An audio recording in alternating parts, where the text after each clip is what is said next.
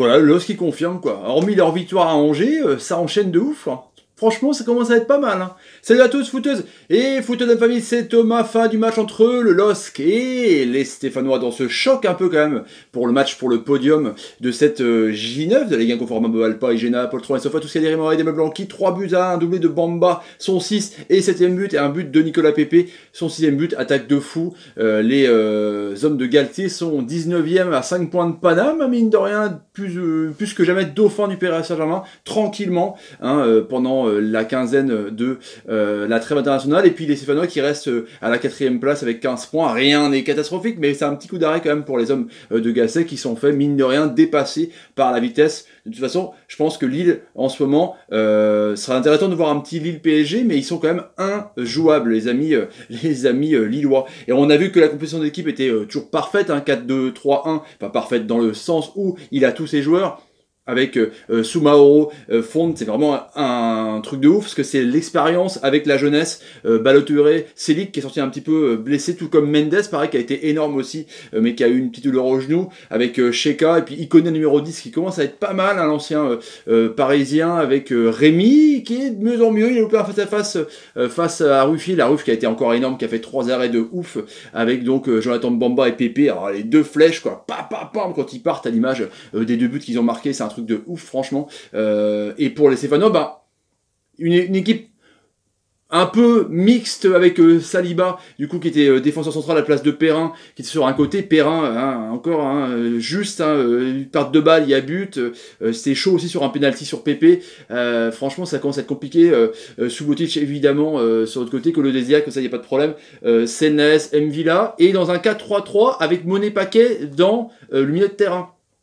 Un peu compliqué, donc des fois il se mettait en 10, des fois il partait un peu sur un côté, donc ça faisait un déséquilibre, et il y avait que Senaes et Mvila pour faire le boulot, c'était un peu bizarre, avec donc évidemment Kazri, l'ami Cabella, donc, et Salibur, donc à l'aspect de devant, il n'y a pas trop de surprises, avec Kazri donc en pointe, qui est sorti un peu blessé à la cuisse, on a vu du premier temps, avec des Stéphanois qui finissent quand même à 450 passes et 402 pour les Lillois qui ont très peu de passes, mais ils sont chirurgicaux, ils n'ont pas la possession de balle, hein. C'est 46-54, mais ça va tellement vite dès que t'as une perte de ballon, c'est un truc de ouf, dès que t'as une faille, c'est un truc de ouf. C'est l'équipe qui centre le moins, il n'y a que 9 centres pour le Lille, il marque que dans le jeu et en contre. C'est quand même assez impressionnant pour Galtier qui est toujours aussi pragmatique que comme il était à Saint-Etienne.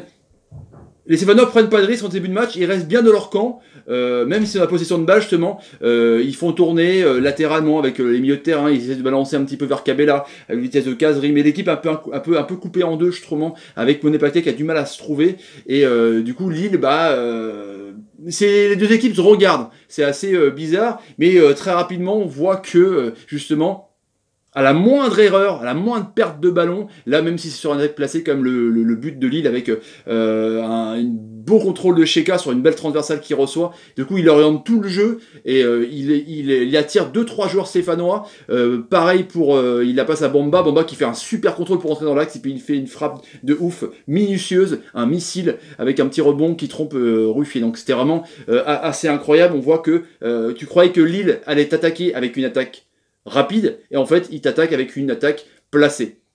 Du coup, tu te fais un peu avoir, donc 1-0, c'est un peu compliqué. Après, dans l'action d'après, à la 25e minute, il y a Perrin sur Pépé.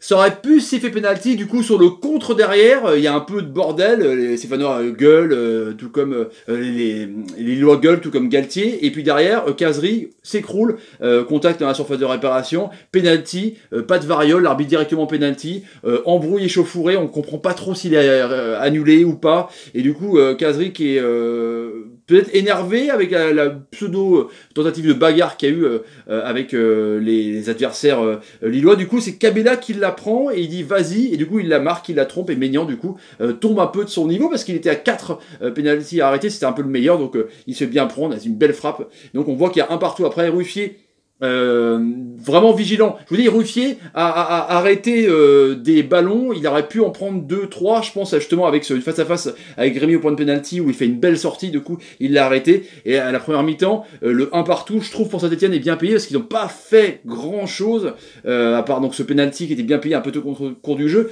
C'est pas que tu domines avec Lille, c'est pas qu'ils dominent parce qu'ils ne dominent pas la possession de balle, ils dominent pas non plus dans les passes, ils dominent pas non plus forcément sur les tirs, mais tu te fais... tu t'es un peu décontenancé, tu sais pas trop comment manier cette équipe-là pour le moment en tout cas. Et deuxième mi-temps, voilà, dès le début, 46e minute, voilà, sur une percée de Pépé, box-to-box de ouf, en rôle de numéro 10 un petit peu là. Il lance au dernier moment l'ami Bamba qui fait une frappe pareil, mais vraiment précise de ouf. Là, ils doivent s'en mordre les doigts de pas avoir essayé de filer le salaire escompté qu'ils demandaient. Après, peut-être qu'ils demandaient beaucoup, je connais pas la politique salariale, peut-être le salarié cap de Saint-Etienne, mais quand tu vois ce que fait Bamba, il est à 7 buts.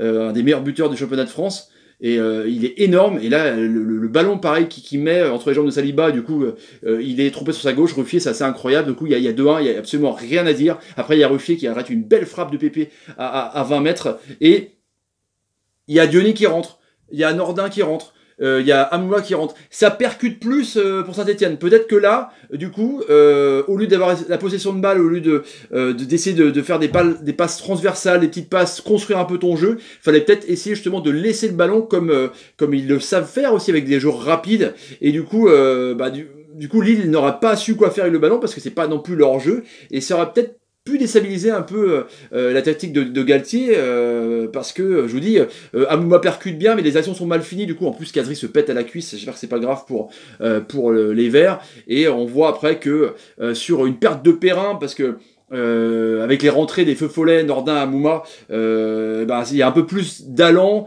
ils dominent vraiment devant la surface de réparation, ça pousse, et puis les Lillois, eux, ils sont peinards, ils mènent de toute façon, donc ils savent très bien, ils sont sûrs de leur force que si jamais il y a une perte de balle, ils vont piquer au vif, et ça va être très très rapide, parce que les mecs, ils courent à 1000 à l'heure, quoi. Je disais vulgairement que on appelle la foudre Mbappé, je disais Bamba c'est la châtaigne, mais c'est ça, sans déconner, c'est des bombes les mecs quand ils passent, c'est même pas la peine d'essayer de les rattraper, donc t'as pas droit à l'erreur, donc t'as intérêt vraiment d'être sûr de ton fait et d'avoir des bons manieurs de ballon pour pouvoir essayer de construire ton ballon, et du coup là, construire ton action, et du coup là, alors que les Verts poussent, Perrin perd le ballon, on va parler de Perrin justement, et là c'est parti pour Pépé qui la passe, pour Bamba qui la passe à Pépé justement, Pépé attend que Bamba prenne de la vitesse.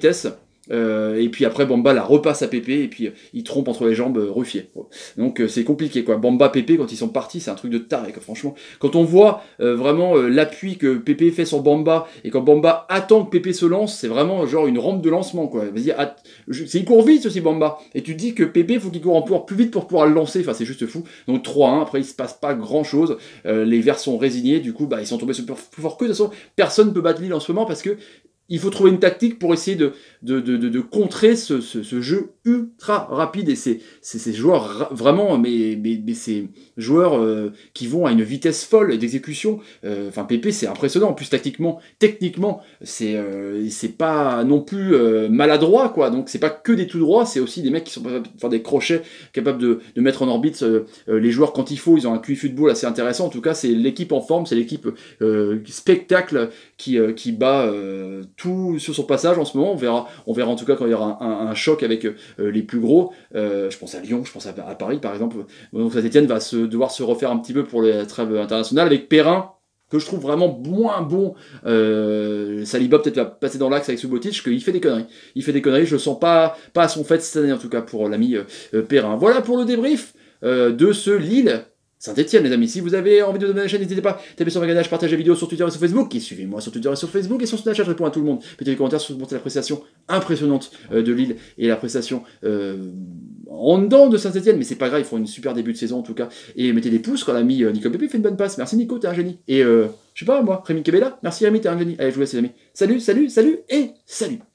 Comment faire pour battre Lille? Posez des questions.